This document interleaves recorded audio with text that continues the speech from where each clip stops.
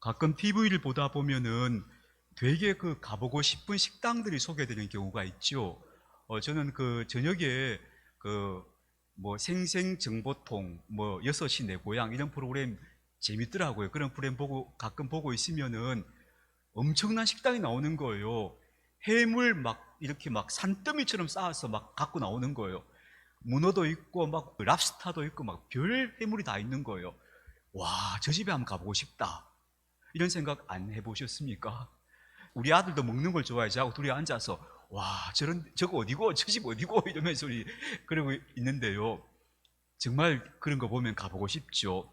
근데 여러분, 정말 가보면 그렇게 나올까요? 다큐멘터리 영화 가운데 투루 맛쇼라고 하는 영화가 있습니다. 투루 맛쇼. 재미있는 영화인데요. 다큐멘터리예요. 이 영화의 감독이 어떤 구상을 했는가 하면 가짜로 식당을 차립니다.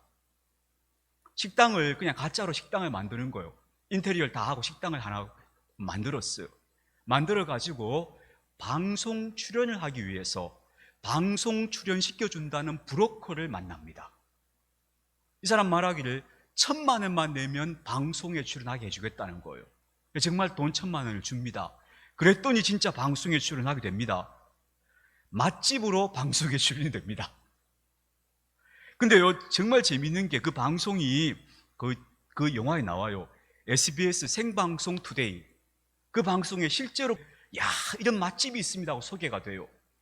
근데 원래 이 집은 장사를 하던 집이 아니고 새로 생긴 집인데 작가가 찾아와서 메뉴를 만들어 줍니다. 가짜 메뉴를 만드는 거예요. 돈가스를 만들어서 팔게 하는데, 근데 그냥 돈가스 하면 시청자들이 흥미가 없으니까 이걸 돈가스 이름을 죽말 돈가스라고 붙여라. 그렇게 작가가 가르쳐줘요. 이게 뭐냐 하면요, 죽든지 말든지 돈가스예요. 얼마나 맵게 만드는지 죽을 만큼 맵게 만들어라는 거예요. 그럼 이게 방송 효과가 있다는 거예요. 그러니까 돈가스 반죽에다 청양고추를 잔뜩 집어넣고요, 그렇게 구워낸 돈가스에다 고추장을 발라가지고 내놓습니다. 그리고 거기에 이제 섭외가 된 엑스트라 배우들이 쭉 앉아 있는 거죠. 갖고 나오니까 배우들이 너무 맛있다고 난리를 치는 거, 음질을 깊게 세우는 겁니다. 거기다가 더 앞거는요, 연예인이 자주 가는 맛집으로 소개가 됐어요. 연예인이 섭외가 됐어요. 근데 그 연예인은 생전 처음 보는 사람이에요. 근데 연예인이 능청스럽게 앉아서 뭐라고 하는가 하면 내가 자주 오는 집이라고 이렇게 얘기하는 거예요. 그게 고스란히 방송에 나와버렸어요. 이 영화 감독은 그 방송 촬영하는 과정을 영화로 찍어버린 거예요. 그리고 딱 내놓은 거예요. 이 진짜 제가 그 영화를 보고 이거 진짜인가 싶었는데 정말 그게 SBS 생방송 투데이에 나왔고요. 그런 식으로 말하자면 거짓말, 꾸며낸 걸 만든 거죠. 근데 그걸 보면서 저같이 한번 찾아가 볼까 하는 생각이 든 사람도 있을 거고, 더 심각한 문제는 뭐냐 하면요, 프랜차이즈 업체들이 거기 개입을 해서 마치 이게 굉장히 잘 팔리는 어떤 새로운 메뉴인 것처럼 소개를 하는 거예요. 그럼 그걸 보고 있던 사람들이 자영업을 내가 한번 해볼까, 저런 장사 해볼까 해서 찾아와서 그런 거 하다가 쫄딱 망하는 사람들이 수도 없다는 거예요. 그래서 어떤 사람들 심각하게 말하기를 저게 사람들 피 빨아먹는 방송이다 라고 신랄하게 얘기하는 사람도 있어요.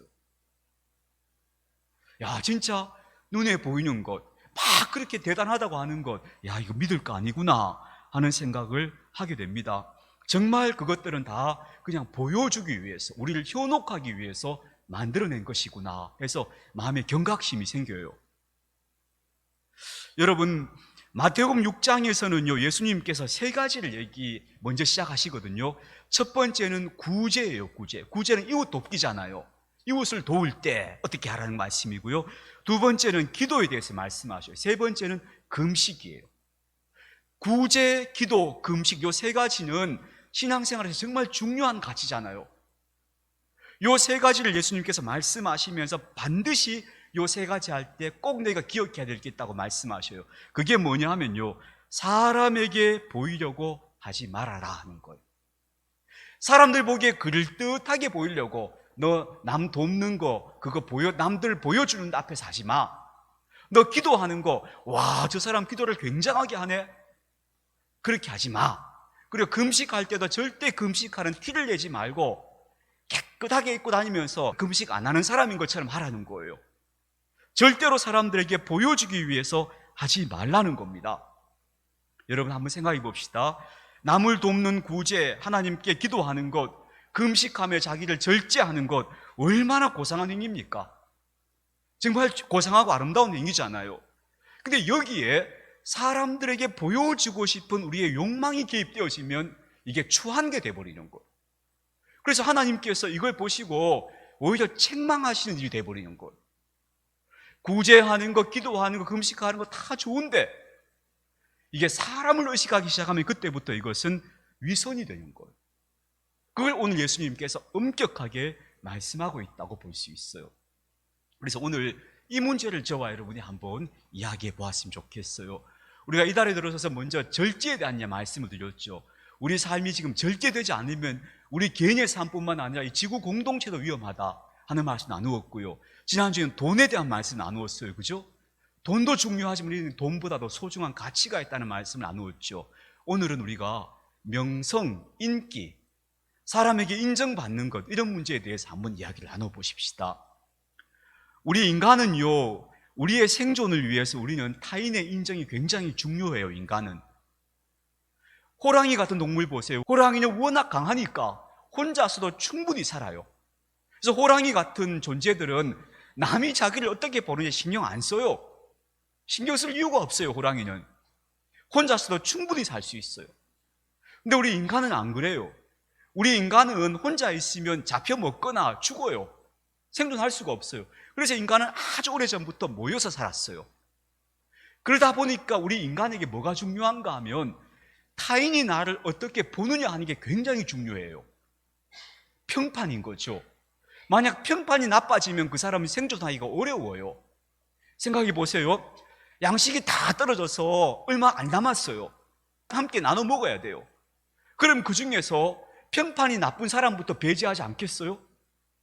그리고 또 만약에 저기 좋은 그 과일 나무가 있는데 같이 따먹으러 가자 약속이 됐어요. 그러면 그 중에서 평판 나쁜 사람은 안 알려줄 수도 있잖아요. 그러니까 인간은요, 생존하기 위해서 반드시 타인에게 좋게 보여야 돼요. 인정을 받아야 그 사람이 생존할 수 있고 그리고 더 잘 살 수 있어요. 그래서 우리 인간은 타인의 평판, 다른 사람의 인정에 예민해지도록 우리는 그렇게 우리의 DNA 속에, 우리의 혈관 속에 그게 이미 깊이 각인되어 있어요. 그건 나쁜 거 아니에요. 평이 좋은 사람이 어디를 가도 성공할 수가 있어요. 남보다 더 나은 대우를 받을 수 있어요. 그래서 타인의 평가를 우리는 다 중요하게 생각해요. 그러다 보니까 우리는 다 조금씩 꾸미며 살죠. 좋은 인상을 주고 싶어요. 그죠? 그래서 좀 옷도 좀 깔끔하고 예쁜 옷을 입으려고 하고, 나가기 전에 거울도 좀 자주 쳐다보고, 또 좀 내가 좀 이쁘게 꾸미기 위해서 화장도 좀 하고, 더 이쁘게 하려고 쌍꺼풀도 좀 만들고, 뭐 이런 것도 해요. 그죠? 근데 그거 나쁜 거 아니에요. 인간의 본능이에요. 누구한테나 좋은 인상을 주고 예쁘게 보이고 싶고 괜찮은 사람으로 인정받고 싶은 것은 우리 모두의 본능이에요. 그것은 결코 옳고 그름의 문제가 아닌 거죠. 그럼 예수님께서 책망하신 이유는 뭘까? 한번 생각해 보세요. 종교인들도 마찬가지예요. 저도 종교인이잖아요. 종교인들도요, 예를 들어서 저 목사님은 이웃 돕기를 참 잘하는 분이야. 뭐든지 자기 수중에 있으면 남을 도와줘. 만약 그런 평판을 받으면 그분은 존경받겠죠. 또 어떤 목사님이 저분은 하루에 기도를 몇 시간을 해. 하나님과 깊이 기도해. 저 사람은 아주 영적인 사람이야 하면 사람들이 와 하면서 그 목사님을 존경하고 따를 거예요. 저 목사님은 40일 금식을 벌써 몇 번째 했어. 아주 대단한 분이야. 그럴 거예요. 사람들이. 그런 평판을 받는 것은 종교인들에게도 그 기쁜 일이에요. 문제는 예수님께서 왜 이걸 책망하시는가 하면요, 그 이유가 중요한데 두 가지가 있어요. 첫 번째 이유는요, 누가복음 20장 47절에 나오는 말씀인데 제가 한번 읽어드릴게요. 그들은 과부의 가산을 삼키며 외식으로 길게 기도하느니 그들이 더 엄중한 심판을 받으리라. 예수님께서 그 당시 종교인들을 보면서 비판하신 거예요. 뭐라고 하시는가 하면 그들은 과부의 가산을 삼키고 외식으로 길게 기도한다고 그랬어요. 요 말을요 이렇게 설명하면 더 이해가 쉬울 거예요. 어떤 분들이 기도를 막 오래 하고 막 기도를 대단히 하는 기도 용사처럼 보이는 거예요. 그래서 사람들이 와, 저분 훌륭한 분이라고 따라오는 거예요. 그러면 그 따라온 사람들을 어떻게 하는가 하면 그 사람들이 헌금을 하거나 그 사람들의 재산을 자기 것으로 슬 챙긴다는 거예요. 예수님 그걸 말씀하신 거예요. 그래서 예수님 뭐라 하시는가 하면 저 사람들이 기도를 오래 하는 이유는 과부의 가산을 삼키기 위해서다. 다시 말하면 그런 좋은 인상을 줘서 그 사람들이 자기를 무방비하게 따르도록 만들어서, 그래서 그 사람들을 통해서 배를 채우기 위해서 저 사람들 그렇게 하고 있는 거야. 예수님 그렇게 책망하신 거예요. 그 사람들이 기도를 오래 하고 깊이 하는 것이 하나님과 깊은 교제를 하기 위해서가 아니고 사람들한테 그렇게 보여서 결국 자기 배를 불리기 위해서 저렇게 하고 있는 거야 라고 예수님 말씀하신 거예요. 이게 심각한 문제가 되는 거예요. 여러분 보십시오.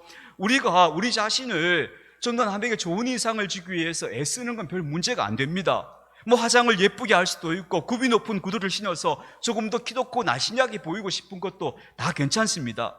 우리가 종종 좀 고상한 척 하는 것도 괜찮아요. 문제는 그 만들어지고 포장된 이미지를 가지고 나의 유익을 구하려 한다면, 그 포장된 이미지를 가지고 다른 사람을 이용하려 한다면 그게 문제인 거예요. 그건 정말 하나님 보시기에 옳지 않은 일이 되는 거예요. 그래서 여러분, 우리가 이것들을 잘 분별해야 돼요. 손양원 목사님이라고 우리가 존경하는 한 목사님 계셨잖아요. 그 손양원 목사님이 여수에 계실 때 그분이 언젠가 어떤 집회를 하셨대요. 집회하는데 손양원 목사님 집회를 인도하는 중에 눈이 안 보이던 사람이 눈을 뜬 거예요. 사람들이 막 얼마나 놀랐겠어요. 그래서 사람들이 막 웅성웅성거리고 막 사람들이 동요하니까 손양원 목사님 뭐라 말씀하셨는가 하면 이렇게 말씀하셨대요. 자, 저 사람이 눈 뜬 거는 나하고 아무 상관없습니다. 내가 저 사람 눈 뜬 게 한 거 아니니까 여러분 흥분하지 마시고 하셨대요. 그래서 우리가 손양원 목사님을 존경하는 거예요. 그런 것들을 가지고 내 배를 채우고 나를 높이기 위한 수단으로 사용하지 않았던 거예요. 오히려 그걸 경계하신 거예요. 우리가 주기철 목사님, 손양원 목사님 그런 분들을 존경한 이유가 그분들이 큰 교회를 이루고 부흥을 시켜서 그런 거 아니에요. 그분들이 하나님 앞에서 그렇게 정직하고 진실한 삶을 살았기 때문에, 그래서 그분들을 존경하는 거예요.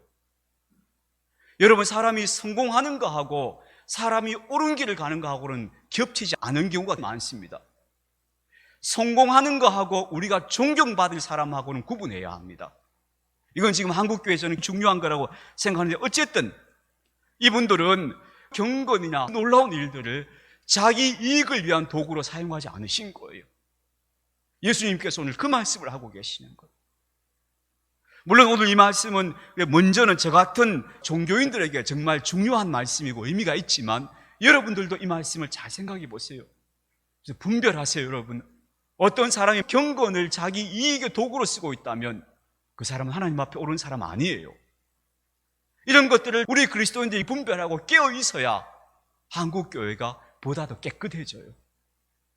그래서 여러분, 예수님께서 오늘 왜 이렇게 이것을 책망하시는가 하는 것은 바로 보여지는 모습, 그 이미지와 상징을 가지고 자기 이익을 추구하는 그런 못된 경우를 말씀하시는 것이다 고 보시면 돼요. 이것은 꼭 물론 신앙의 영역에만 있는 거 아니겠죠. 사회생활도 마찬가지입니다. 그런 식으로 자신을 부풀려서 그것을 자기 이익의 도구로 삼으려 한다면 그것은 하나님 앞에서 옳지 않다 하는 것을 우리가 먼저 기억하십시다. 앞서 말씀드린 그 트루먼 쇼에 나왔던 바로 그런 분들, 방송을 통해서 그렇게 하거나 혹은 거기에 동참하고 그걸 유도하고 있는 방송들은 그런 식으로 사람을 속여서 사람들에게 거짓된 것을 보여주면서 그들의 이익을 취하려 하는 것이죠. 그런 것들이 많아지면 많아질수록 우리가 사는 세상은 점점 더 남을 믿거나 신뢰하기 어려운 세상이 되는 거예요. 이것들은 하나님 보시기에 옳지 않다 하는 걸 우리가 먼저 정리하고 가십시다. 그런데 여기서 두 번째로 진짜 심각한 문제가 생깁니다. 무슨 문제인가 하면요, 이게 바로 자기 기만이라는 문제가 생깁니다. 사람이 누군가에게 보여지는 자기, 그럴듯하게 보여지는 자기를 중심으로 해서 자기 자신을 꾸미기 시작하면 점점 진짜 자기와 보여지는 자기 사이에서 갈등이 생깁니다. 근데 이 갈등은요, 처음에는 좀 내가 참 그렇게 남들이 보는 것처럼 그렇게 멋진 사람 아닌데 하는 정도에서 끝나지만, 이걸 그대로 방치하면 어떻게 되는가 하면 그 갈등이 내면화해요. 무의식 속에 들어가요. 그래서 그 사람이 어떤 존재가 되는가 하면 자기도 모르게 영혼이 병들어가요. 그런 사람들이 되게 죄의식이나 죄책감에 민감해지거나 아니면 남이 저지르는 실수나 허물들에 아주 예민해져요. 그런 사람들이. 대부분 그런 사람들이 어떤 사람인가 하면 보여지는 자기와 실제 자기 사이의 갈등과 간격이 넓은 사람이에요. 건강하지 않아요. 우리 그리스도인들이 건강한 그리스도인이 되려면 보여지는 모습하고 진짜 내 모습하고가 가까워야 해요. 그게 일치할 수는 없지만 가까워야 해요. 그래야 건강한 사람이 되는 거예요. 그러려면 어떻게 해야 돼요? 보여지는 모습에 신경 쓰기보다 진짜 내가 좋은 사람이 되고 진짜 내가 아름다운 사람이 되는 일에 더 힘을 써야 돼요. 예수님께서 왜 이 말씀을 이렇게 하셨는가 하면 사람들이 진짜 자기를 세우지 않고 보여지는 것만 예쁘게 가꾸는 거예요. 그럴듯하고 거룩한 모습으로 가꾸는 거예요. 그러다 보면 그 영혼이 병드는 거예요. 자기 모순 속에 살게 되고 나중에는 그 영혼이 그게 모순인지도 모르는 사람이 돼버려요. 그래서 자기가 진짜 거룩하다고 믿어요. 자기가 진짜 고상하고 괜찮은 사람이라고 자기가 믿어요. 그러면서 사람이 더 강팍해져 가는 거예요. 여러분, 제가 목사의 딸이라고 하는 책을 예전에 한번 소개해드리고 있는데요, 소개해드리는 이런 이야기가 나와요. 그 목사의 딸을 쓰신 분은 한국교회 굉장히 저명했던 목사님의 따님이에요. 그 따님이 자신의 아픈 가족사를 책으로 냈어요. 그 아버지가 굉장히 유명한 목사님인데 이 목사님이 집에 와서 어머니를 폭행하는 거예요. 자주 그러지는 않았지만 화가 나면 어머니를 폭행하기도 했다는 거예요. 그걸 자기가 봤다는 거예요. 근데 바깥에 나가면 사람들은 이 목사님을 거룩한 사람이라고 바라보고 있는 거예요. 예수님처럼 쳐다보는 거예요. 근데 가까이서 자기가 본 모습은 전혀 그런 모습이 아니었다는 거예요. 그럼 이 목사님 자신은 어떨까요? 이분이 만약 양심이 있다면 그 두 개의 모습 속에서 굉장히 깊은 갈등을 느꼈을 거예요. 죄의식이 그 내면이 깊었을 거예요. 혹은 만약에 그분이 그것을 인식하지 못하고 있다면 그분은 진짜 병든 영혼이 되는 거예요. 어떤 식인가 하면 나는 그래 남들이 말하는 것처럼 고상한 사람이야, 거룩한 사람이라고 자기를 그렇게 스스로 여기는 거예요. 그러면서 남들이 가까이 있는 사람들이 그런 자기를 인정하지 않으면 너가 문제다, 나한테 뭐라 하는 네가 문제다라고 지적하는 거예요. 이런 식으로 사람이 병들어가요. 예수님께서 그래서 이것을 말씀하고 있는 것이죠. 여러분, 보여지는 나는 진짜가 아닙니다. 진짜는 내 속에 내가 알고 있는 나가 있습니다. 보여지는 나와 진짜 나는 간격이 있습니다. 누구나 그렇습니다. 그러나 보여지는 모습보다는 진짜 내가 더 중요해 라고 생각하면서 자기를 가꾸고 자기를 말씀과 기도 가운데에서 성장시켜 가야 합니다. 그것을 예수님께서 당부하고 계신다, 이렇게 이해하시면 좋겠습니다. 우리가 만약에 남들의 평판이 진짜 나인 것처럼 받아들인다면 우리는 거짓 속에 살다가 거짓 속에 죽을 수 있습니다. 그래서 멀리 있는 사람들에게는 존경받지만 가까이 있는 사람들에게는 증오의 대상이 될 수도 있습니다. 진짜 내 모습을 나로 받아들여야 합니다. 내가 만약에 집에 가서 가족을 폭행하는 사람이라면 그 폭행하고 있는 못된 사람이 나라는 걸 인정해야 됩니다.